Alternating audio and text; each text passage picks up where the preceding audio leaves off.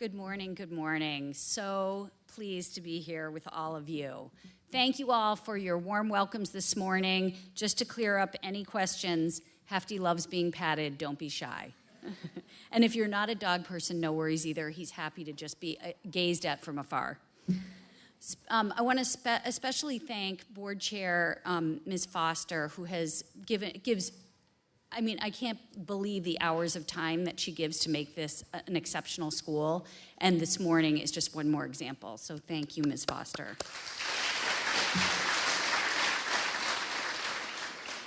And welcome to my wonderful colleagues and to all students here. And I'm so delighted especially to welcome new students, new like me. So glad to have you all here. So as of this moment, we all, even the newest among us, all belong to St. Luke's. You don't have to earn your place here. You don't have to prove yourself. You belong, and you always will. As a matter of fact, when you graduate, you just move into a new dimension. You become alumni, and as alums, you're going to be invited to a myriad of events and networks and reunions and belong in really a permanent way for all of your days. So with that, let's tell a story about my child. One of the benefits, and these are my children taken in June, and one of the benefits of being in a school where my children are not attending is that I can tell as many embarrassing stories about them as I want. And so let's begin. Lulu, who's the one graduating here from business school, she's the one in the robes. When she's 27 now, but when she was about 3, she would appear at preschool pretty much every day and announce, flinging her arms open, "I'm here," as though everybody had been waiting for her to take the stage and sing some fabulous song in Las Vegas. And there was such a lesson in that. Lulu brought her big self every day to school. Your big self is authentic, original, and full of personality. It's creative and confident. When you're in your big self, you're full of possibility and willingness to try. You're intellectually fearless. Thinking about your big self is a great tool for tapping into your potential, and it's not just for preschoolers. I conjure my big self regularly, even when I'm not necessarily feeling that big. We also have what I call the constricted self. The constricted self is tentative and pessimistic. It whispers discouraging thoughts. It worries excessively about what other people might think. It is perfectionistic, and perfection is the enemy of creativity. Perfection has no place at St. Luke's. The constricted self is obsessed with getting the right answer as quickly as possible. It fears making a mistake. I was lucky enough to get into college early decision in December of my senior year of upper school. And do you know what happened to my grades after that? They went up.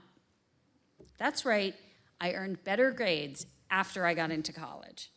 Once I wasn't so concerned about having the right answer, about earning the perfect grade, I took more risks and I went deeper with my work.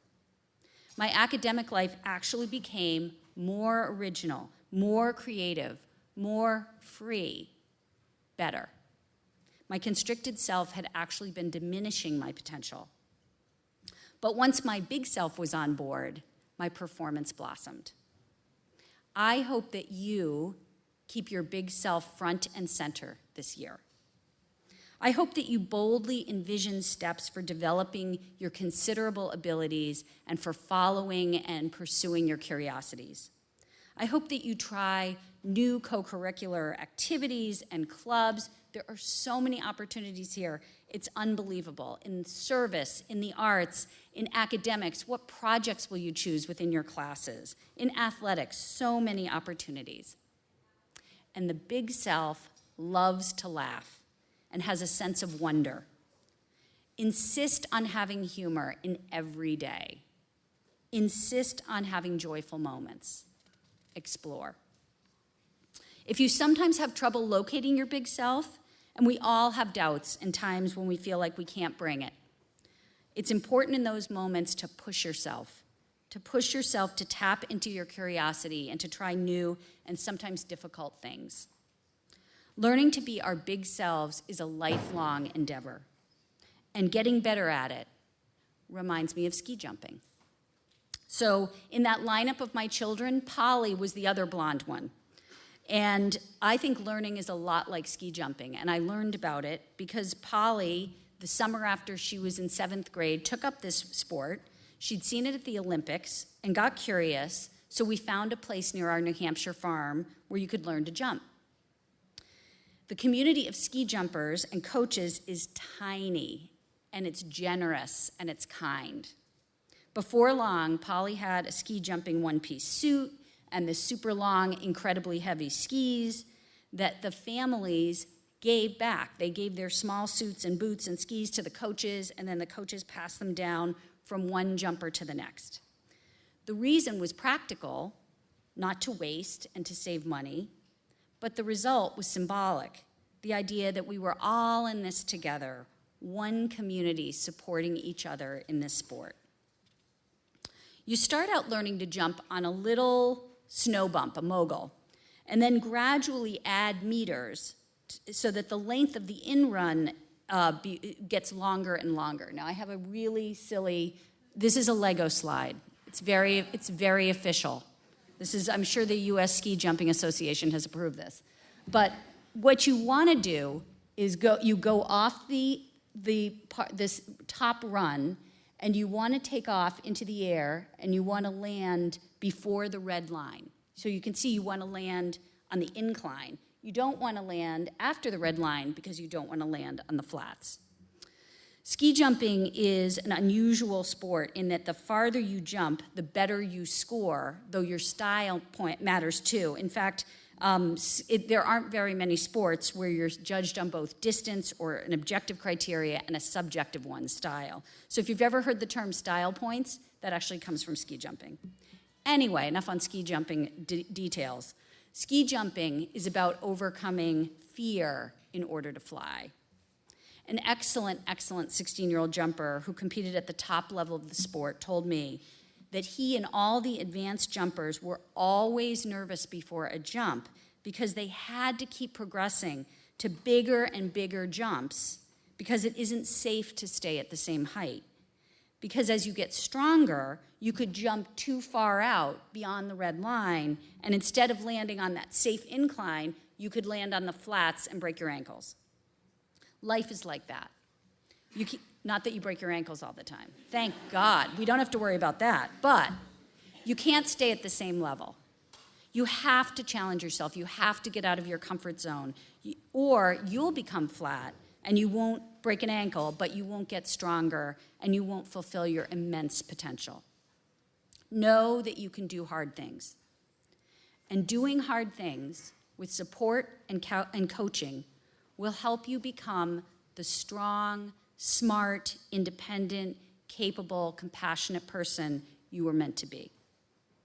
In order for us to keep challenging ourselves, though, in order for us to bring our big selves every day, we must also practice kindness.